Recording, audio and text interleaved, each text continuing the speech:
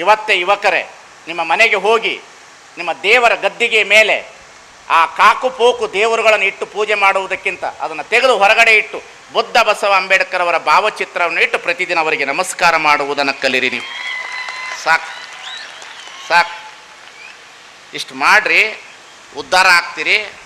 ಈ ವಿದ್ಯಾವಂತ ದಲಿತ ಮಹಿಳೆಯರು ಅಂಬೇಡ್ಕರ್ ಅವರು ಹೇಳಿದ್ರಲ್ಲ, ಗುಡಿಗುಂಡಾರದಲ್ಲಿ ನಿಲ್ಲುವ ನಮ್ಮ ಭಾರತ ದೇಶದ ಹೆಣ್ಣು ಮಕ್ಕಳ ಕ್ಯೂ ಗ್ರಂಥಾಲಯದಲ್ಲಿ ನಿಂತಾಗ ಈ ದೇಶದ ಬದಲಾವಣೆಯನ್ನು ಕಾಣ್ತೇವೆ ಅನ್ನತಕ್ಕಂಥ ಮಾತನ್ನು ಈ ದೇಶದಲ್ಲಿರ್ತಕ್ಕಂಥ ಹೆಣ್ಣು ಮಕ್ಕಳು ಅರ್ಥ ಮಾಡ್ಕೊಳ್ಬೇಕು. ಏನು ಪೂಜೆ ಮಾಡ್ತಾವ್ರಿ? ಸಂಕಷ್ಟಿ ಮಾಡ್ತಾವ, ವರದಾ ವ್ರತ ಮಾಡ್ತಾವ, ಸತ್ಯನಾರಾಯಣ ವ್ರತ ಮಾಡ್ತಾವ. ಸಾಕಾಗಿ ಬಿಟ್ಟದ, ನಮ್ಗೆ ಹೇಳಿ ಹೇಳಿ ಸಾಕಾಗಿ ಬಿಟ್ಟದ. ಮೈಸೂರು ಭಾಗದ ದಲಿತರೇ ಭಾಳ ಮೇಲ್ವರ್ಗದ ದಲಿತ ವರ್ಗದ ಹೆಣ್ಣು ಮಕ್ಕಳನ್ನು ಕೇಳಿದ್ರೆ ಏನು ಬ್ರಾಹ್ಮಣರು ಹೆಣ್ಮಕ್ಳಿಗಿಂತ ಮಡಿ ಮಾಡ್ತಾವ.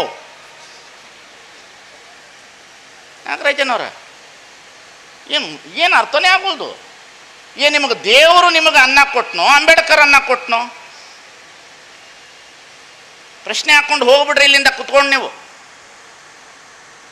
ದೇವರು ಅನ್ನ ಕೊಟ್ನೋ, ಆ ಮಡಿವಂತಿಕೆ ದೇವರುಗಳು ನಿಮಗೆ ನ್ಯಾಯ ಕೊಟ್ಟವೋ, ಅಂಬೇಡ್ಕರ್ ಕೊಟ್ಟರು?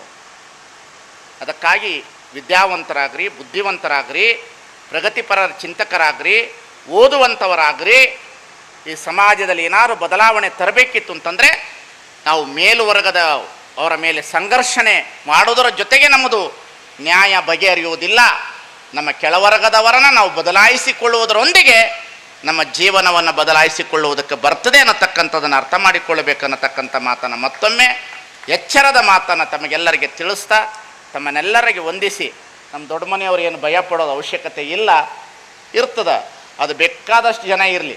ಇಷ್ಟು ದೊಡ್ಡ ದೇಹಕ್ಕೆ ದೊಡ್ಡ ಜ್ವರ ಬಂದದ, ಮಾತ್ರೆ ಇಷ್ಟೇ ಅದ. ಎಷ್ಟದ ಮಾತ್ರೆ? ಮೈ ತುಂಬ ಜ್ವರ ಬಂದದ, ಮಾತ್ರೆ ಎಷ್ಟದ? ಇಷ್ಟೇ ಅದ.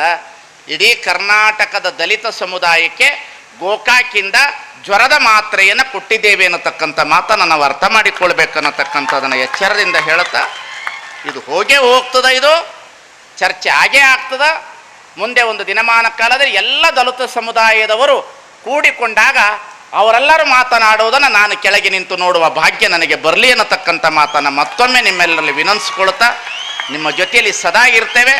ಹುಡುಗರೆಲ್ಲರೂ ಒಳ್ಳೆ ರೀತಿಯಲ್ಲಿ ಬದುಕ್ರಿ. ನೀವು ಅಯ್ಯಪ್ಪ ಗೀಯಪ್ಪ ದೇವ್ರಿಗೆಲ್ಲ ದುಡ್ಡು ಕೊಡೋ ಬದಲು ತೊಗೊಂಡೋಗಿ ಡಿಪಾಸಿಟ್ ಇಟ್ಟರೆ ವರ್ಷದಲ್ಲಿ ನಮ್ಮ ದಲಿತ ಹೆಣ್ಣು ಮಕ್ಕಳು ದೇವ್ರಿಗೆ ಖರ್ಚು ಮಾಡೋ ದುಡ್ಡು ಡಿಪಾಸಿಟ್ ಇಟ್ಟು ಪಿಗ್ಮಿ ಇಟ್ಟರೆ ವರ್ಷಕ್ಕೆ 4 ತೊಲೆ ಬಂಗಾರ ಮಾಡಿಕೊಳ್ಬೋದು ಅನ್ನತಕ್ಕಂಥ ಮಾತನ್ನು ಚೆನ್ನಾಗಿ ಗಮನದಲ್ಲಿ ಇಟ್ಕೊಳ್ತಾ, ದುಡಿಬೋದು, ಊಟ ಮಾಡ್ಬೋದು, ಬದುಕಬಹುದು ಅನ್ನತಕ್ಕಂಥದ್ದನ್ನು ಜೀವನದಲ್ಲಿ ಅಳವಡಿಸ್ಕೊಂಡು ಬದುಕ್ರಿ. ಯಾರನ್ನು ದ್ವೇಷಿಸಬೇಡ್ರಿ, ಎಲ್ಲರ ಕೈ ಮೇಲೆ ಹೆಗಲಿರಲಿ. ಆದರೆ ಒಳಗಡೆ ನಾನು ಮಾತ್ರ ದಲಿತನಾಗಿ ಏನು ಹೋರಾಟ ಮಾಡಬೇಕು ಅನ್ನತಕ್ಕಂಥದ್ದನ್ನು ಮರಿಬೇಡ್ರಿ ಅನ್ನತಕ್ಕಂಥ ಮಾತನ್ನು ಹೇಳಿ ತಮ್ಮೆಲ್ಲರಿಗೂ ಒಂದು